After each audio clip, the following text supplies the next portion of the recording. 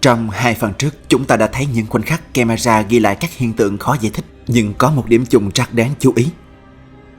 Và trong phần này chúng ta sẽ được xem kỹ hơn và một dạng hiện tượng còn khó giải thích hơn rất nhiều. Một trong những camera bên trong một nhà hàng ở Arizona đã vô tình bắt được một sự kiện kỳ lạ, khiến nhiều người xem không khỏi lạnh sống lưng. Được biết, cảnh quay lạ được ghi lại bên trong nhà kho, nơi lưu trữ các vật dụng thiết yếu của nhà hàng. Và trong khi các hoạt động vẫn diễn ra bình thường ở phía trước, thì cảnh tượng lạnh người đó lại diễn ra ở phía sau. Lúc này Cameron, một nhân viên của nhà hàng, vô tình kiểm tra góc quay trong kho. Sau đó, không chỉ riêng anh, mà những đồng nghiệp cũng không ai dám đi vào khu vực này một mình nữa. Xem nha. Look at that. Oh, what? Right there. No, wait. It gets better. It gets better. That's not it. It gets better. Look up here. What is that? Right there. Oh! Yeah. What? Serious, bro? Yep. Remember the bar this morning, Susie? I showed you Yes. that demon rabbit from hell. Now wait. Look. Is that a face right there, guys? No. Look. Oh my God! It just moved. It just moved. It literally. Watch it. Put your eyes on it. See? Ew. See? I told you. Dude, that's scary. I know, It's literally right? gone. I think it's pretty cool, actually.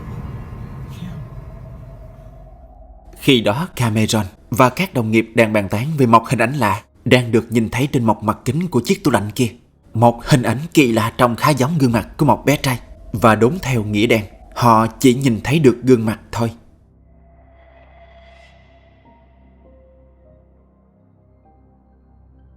Điều đặc biệt ở đây là hình ảnh được cho là gương mặt đó, nó không đứng yên, mà trong một khoảnh khắc nhất định, dường như nó đã di chuyển, như thể nhận ra mình đang bị theo dõi, nên nó ẩn núp đi.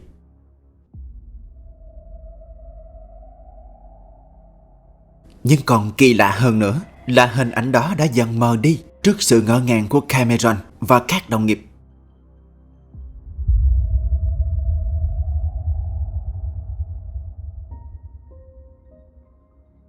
Mặc dù trước đó nhà hàng đã được chứng kiến không ít những điều kỳ lạ khác, nhưng đoạn video an ninh đặc biệt này lại khiến họ cảm thấy lo lắng hơn. Và khi nói về những điều lạ lùng được camera an ninh ở đây ghi lại, thì không thể không nhắc đến trường hợp này. Vài tháng trước, vào một đêm muộn, khi nhà hàng chuẩn bị đóng cửa, một nhân viên đã phát hiện ra cánh cửa thoát hiểm phía sau vẫn đang mở. Và theo như lời anh ta kể thì anh đã thận trọng đi đến đóng cửa lại. Nhưng chưa kịp đóng, bất ngờ anh cảm thấy như có ai đó vỗ nhẹ vào vai mình, khiến anh điếng người, bỏ chạy ra khỏi khu vực đó ngay tức khắc.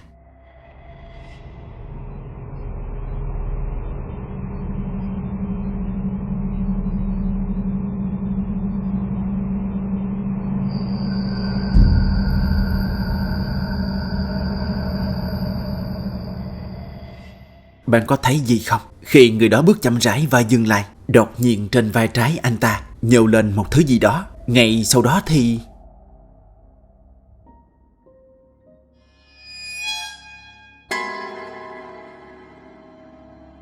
Nhiều người xem nói rằng khi xem đến đoạn này, họ liên tưởng đến ngay đây là bàn tay của ai đó đã vỗ vào vai người thanh niên kia.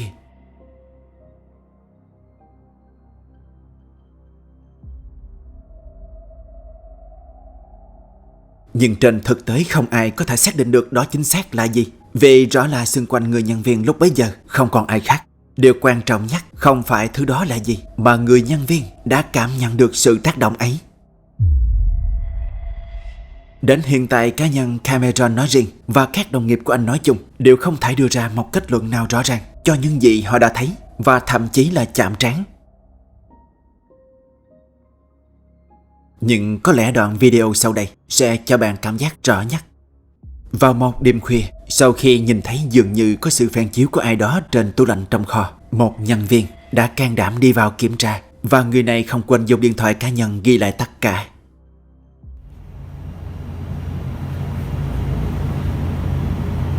Bro. Am I tripping?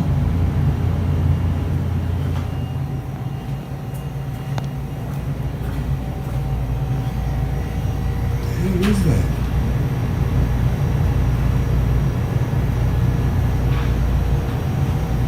Nah, man.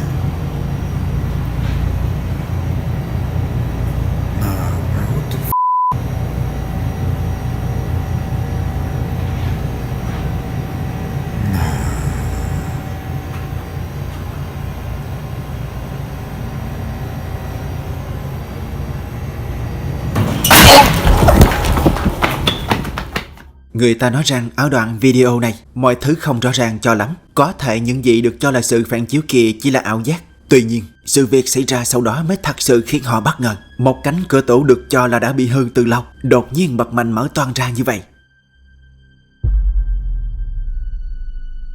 Người nhân viên nói rằng nếu anh đi thêm vài bước và đứng gần cánh cửa đó, có lẽ nó đã đập vào mặt anh. May mà mọi chuyện không diễn ra theo cách đó.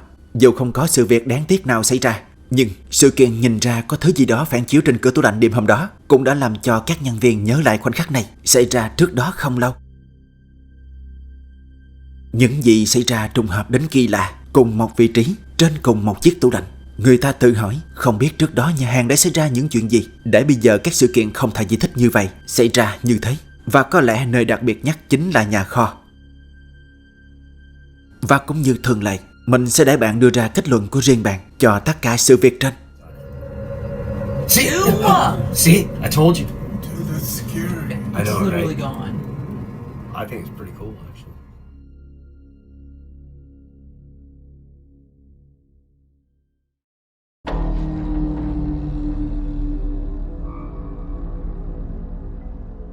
Đoạn video này hiện đang được lan truyền rất nhanh trên các hội nhóm, vì theo nhận định của nhiều người, bên trong video đã có điều gì đó không bình thường xảy ra với một bé gái.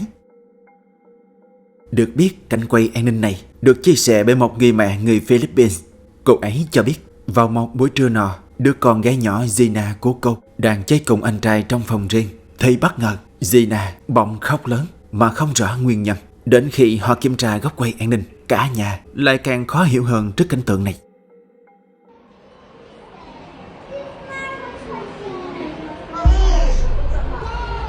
Astagfirullahaladzim.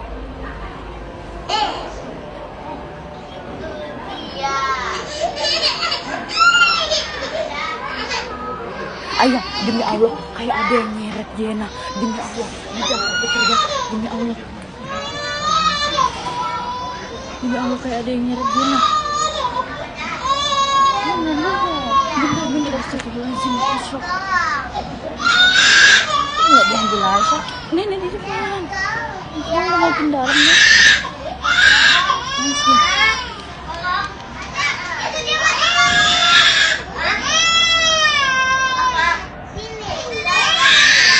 Aku mau nenek.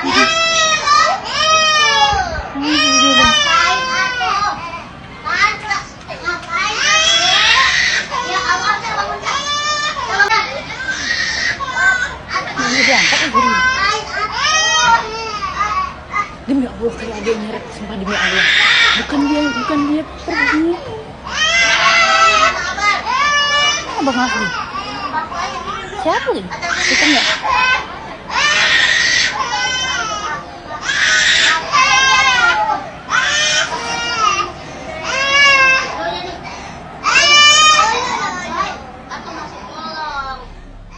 Người mẹ cho biết khi sự việc lạ xảy ra với con gái, cô đang đi làm, không có nhà. Ở nhà khi đó chỉ có bà ngoại và anh trai đang nằm chơi điện thoại trên giường.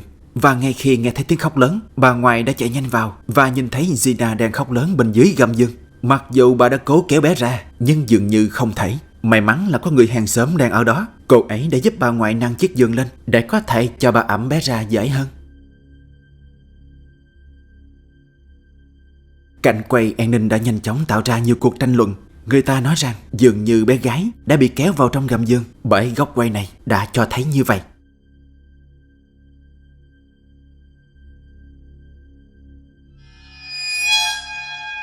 Nhiều người tinh ý còn chỉ ra một chi tiết tuy nhỏ nhưng cũng cho thấy sự bất thường. Đó là sự phản ứng của Gina. Ban đầu bé rất bình thường, nhưng kể từ khi sự việc đó xảy ra, bé bắt đầu khóc. Và có vẻ như tiếng khóc đó đang thể hiện sự sợ hãi, hoặc cũng có thể là bị đau.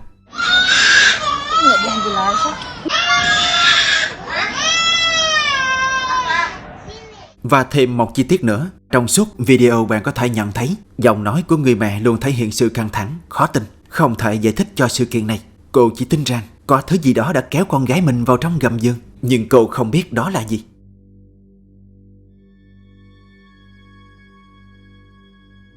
Sự thật thì không phải ai cũng đồng tình với cách giải thích đó. Với một số người cho rằng trẻ con ở độ tuổi của Gina rất dễ hoảng sợ khi bị mắc kẹt trong một không gian hẹp. Có thể trong lúc chơi đùa, bé đã tự lùi vào trong như một hành động vô thức nhưng không thể tự bò ra, dẫn đến phản ứng khóc lớn như vậy.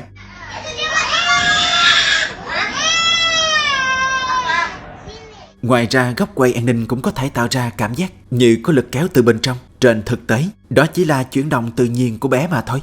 Và chính sự lo lắng của người mẹ khi xem lại đoạn video cũng vô tình làm cho câu chuyện trở nên căng thẳng hơn mức cần thiết. Nhưng bạn có nghĩ như vậy không? Hay bạn có đồng tình với suy nghĩ của mẹ Gina không? Mình thật sự muốn biết suy nghĩ của bạn về đoạn video này.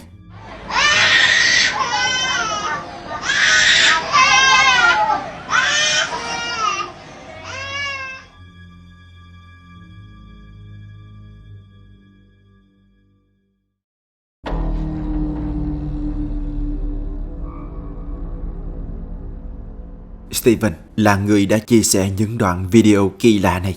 Anh cho biết gần đây trong nhà thường xảy ra những điều không thể giải thích. Cụ thể là căn phòng này, nơi con gái anh hay ngồi chơi một mình ở đây. Đến mức gia đình phải đưa ra quyết định sẽ hạn chế vào đây nếu không có việc gì cần. Và để mọi người biết lý do vì sao họ đưa ra quyết định đó, Steven đã cung cấp một vài bối cảnh kỳ lạ mà trước đó chính anh là người được trải nghiệm. Vào một đêm, khi anh nằm một mình ở đây, bất ngờ các sự việc không thể lường trước này xảy ra.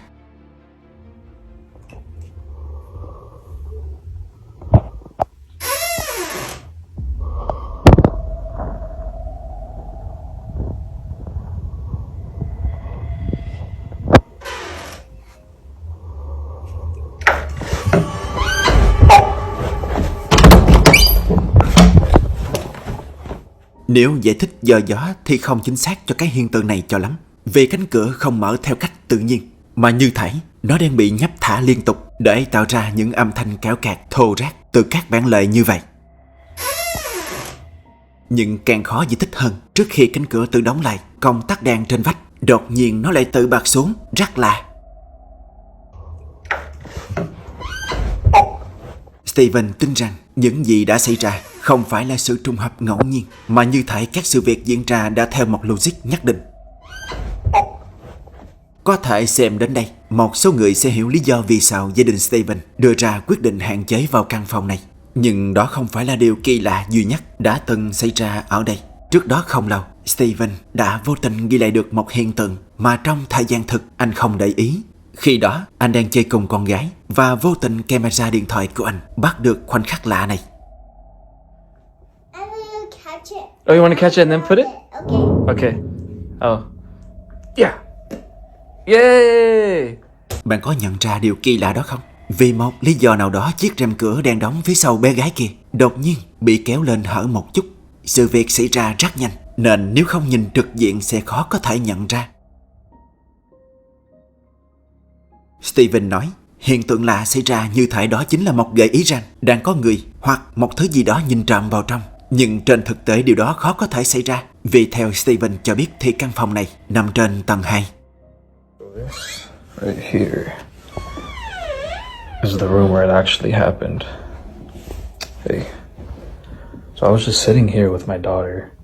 Well, she was actually on a bed playing with her toys that she always plays with. All of a sudden, I didn't understand what was going on, because the only way you can move the blinds is if you're inside the room. There's no possible way that someone can move the blinds from the outside of the room. There's no possible way somebody can just come up here and move the blinds from the inside. Và cũng vì lý do đó mà những gì xảy ra tiếp theo sau đây càng trở nên đáng lo ngại hơn. Xem tiếp nha. Oh. This is too small. Sorry. It's too small. Yeah. Oh, you got it. No, almost. Lần đầu xảy ra bạn có thể giải thích chỉ là sự trùng hợp, nhưng khi xảy ra lần 2 thì không thể coi đó là điều bình thường. Và chính Steven đã chỉ ra điểm bất thường đó. Okay, so I might just be rambling, but I just want to bring up security footage, POV from when it happened. I'm just gonna zoom in and you just tell me what you see.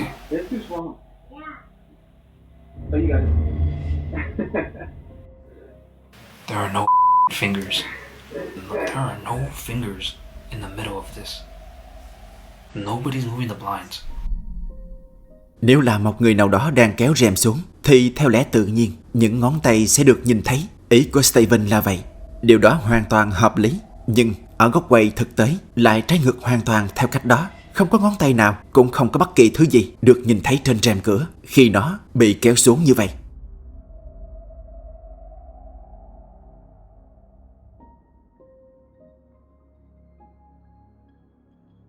Riêng một số người sau khi xem qua các tình huống lạ đó đã có những lập luận như hiện tượng cửa tự động nhấp thả có thể đến từ sự chênh lệch áp suất không khí trong phòng kính, đặc biệt là vào ban đêm khi nhiệt độ thay đổi.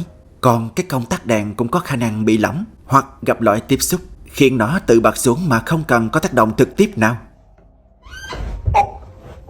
Nói chung thì với những người nặng tính logic chỉ tin hơn vào những sự trùng hợp của các yếu tố vật lý quen thuộc. Nhưng cá nhân bạn nghĩ sao? Bạn có cho rằng tất cả những gì xảy ra trong căn phòng này chỉ là chuỗi sự cố ngẫu nhiên, vô tình trùng nhau trong khoảng thời gian ngắn? Hay thật sự có một điều gì đó khiến cả nhà Steven phải dè chừng và hạn chế bước vào nơi này như vậy?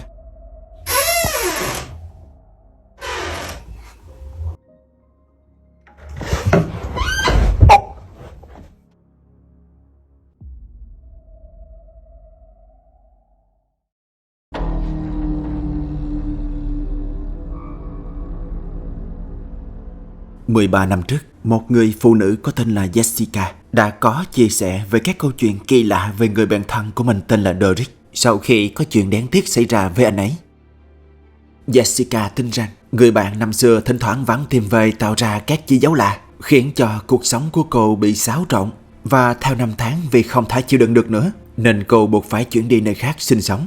Nhưng có lẽ việc dọn nhà cũng không giúp ích được gì cho cô, bởi theo như lời cô nói thì các sự việc kỳ lạ vẫn xảy ra. Vào một đêm nọ tầm khoảng 3 giờ sáng, điều kỳ lạ này được cô ghi lại trong ngôi nhà mới. Mary, what the f***? He's doing it again. He's doing it again. Mary, he's doing it again. Derek! Hey, Derek! I know you're fucking with me, dude. Derek!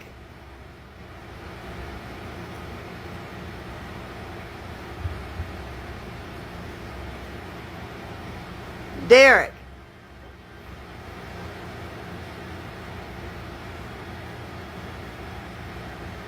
I'm talking to you, man. Stop f***ing with me, dude.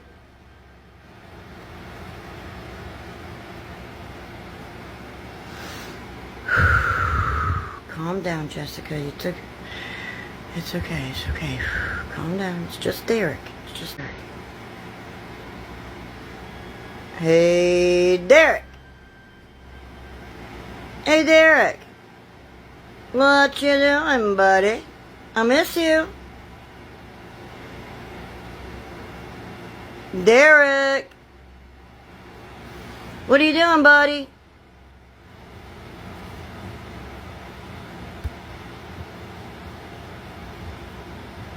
You know I love you. You know I love you.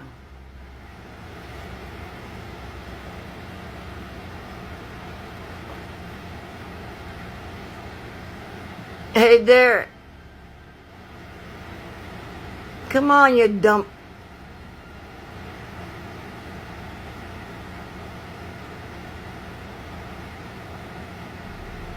What the f***? Khi đó phía bên kia bên trong một căn phòng dường như có cái bóng của một thứ gì đó không thể nhận dạng đang lắc lư. Jessica cho biết đó là một căn phòng hẹp dẫn lên gác xếp và trên đó cô có để một vài thứ lặt vặt.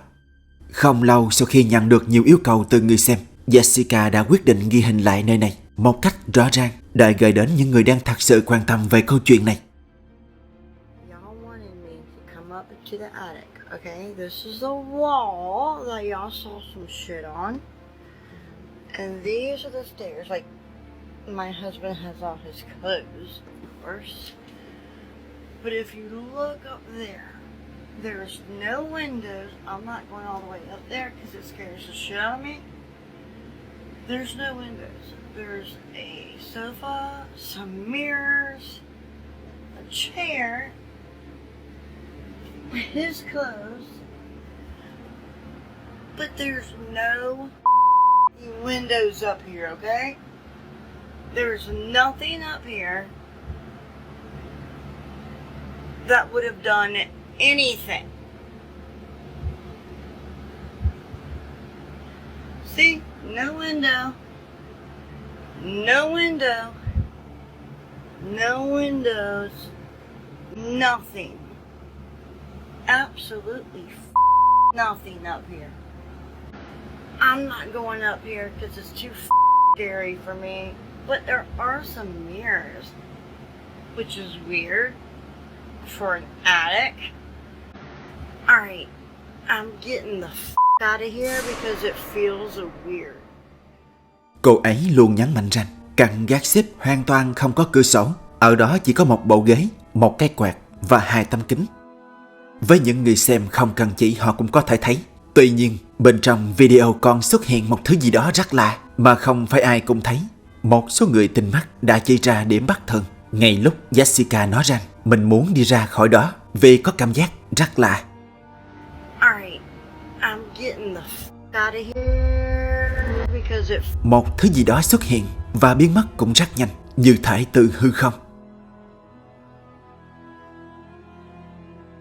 Và sau khi được Jessica cung cấp thêm bối cảnh về căn gác, thứ kỳ lạ này được chú ý. Vì đến hiện tại chưa có ai chỉ ra chính xác cái bóng lạ kia được tạo ra bởi một món đồ nào từ căn gác.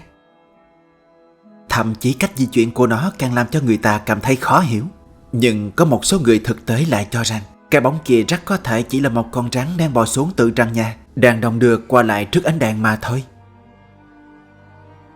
Riêng sự xuất hiện này, họ đoán rằng đó chỉ là một hiện tượng tự nhiên khi camera bị chói sáng trong không gian hẹp mà thôi.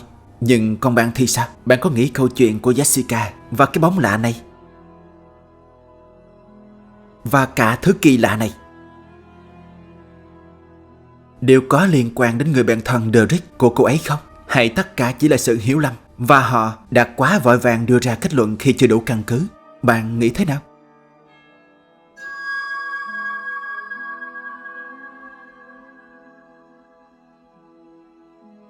Nếu bạn thấy những phân tích này hữu ích, ngay trên màn hình bên trái là playlist với những video cùng chủ đề. Hãy chọn vào đó để khám phá tiếp. Và đừng quên đăng ký kênh, bật chuông để không bỏ lỡ video mới mỗi tuần. Chúng ta sẽ gặp lại nhau ở video tiếp theo với nhiều dữ liệu kỳ lạ và đáng phân tích hơn nữa.